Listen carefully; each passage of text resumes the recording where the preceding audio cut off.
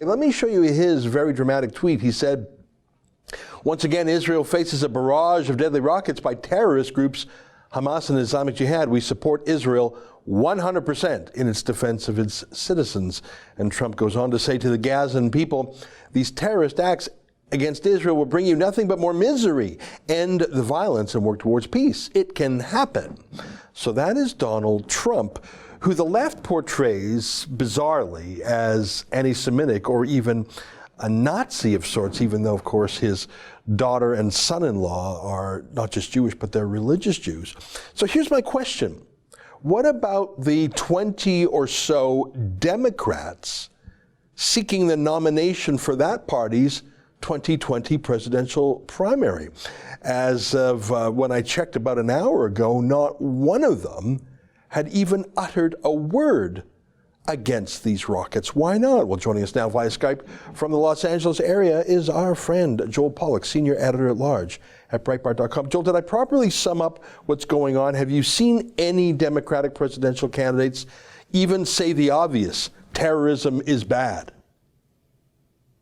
No, not one. And it's quite striking because in the past, Democrats would have at least said something about the terrorism. They might have also added Israel should act with restraint and so forth.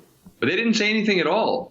And it continues to amaze me how, given the near or total unanimity of opinion on the Democratic side, how there's not one person who would raise his or her hand and stand out from the crowd. It seemed they would reap instant dividends from doing so. I mean, it would be great to be the one Democrat who defended Israel, but nobody's done it. Just like there was not one single Democrat who attended the opening of the U.S. Embassy in Jerusalem, or even the party that Israel threw in Washington, D.C.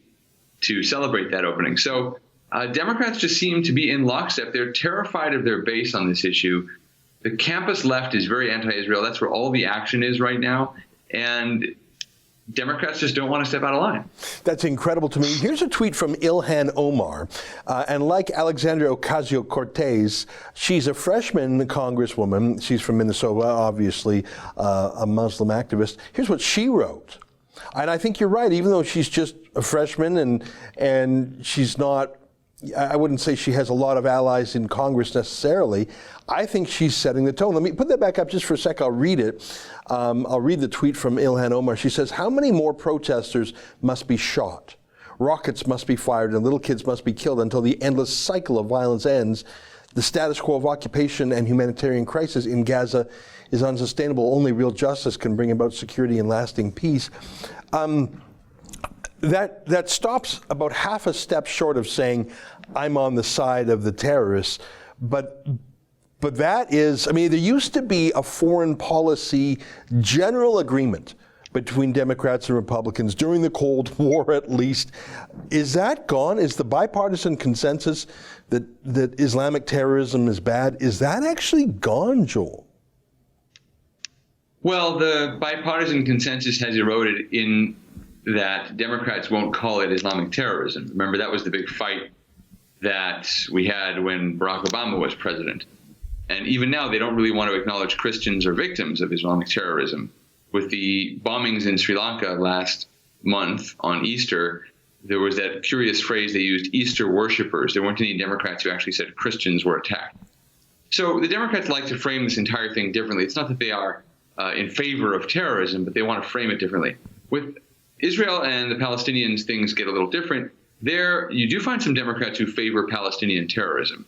We have some of them in Congress right now. Rashida Tlaib, who's a first-year representative from Michigan, said a bunch of things like what you just heard from Ilhan Omar, and she ended her tweet with #FreePalestine, which, as you and I know, means getting rid of Israel.